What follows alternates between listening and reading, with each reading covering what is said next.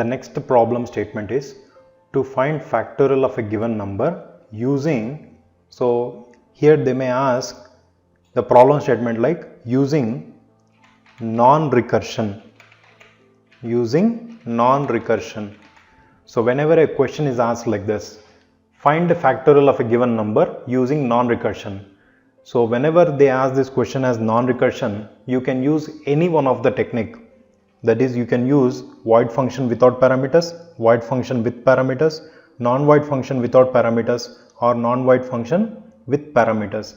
So any of these four signatures you can use one, but provided the very important thing is whenever we say non-recursion, we are supposed to use only loops. So here the program is the same program. Just let me execute it and let me show the output for this. No changes in this. Whenever we say non-recursion, so non-recursion function, that's it.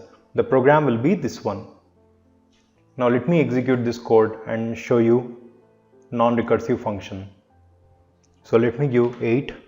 The factorial of 8 is 40320.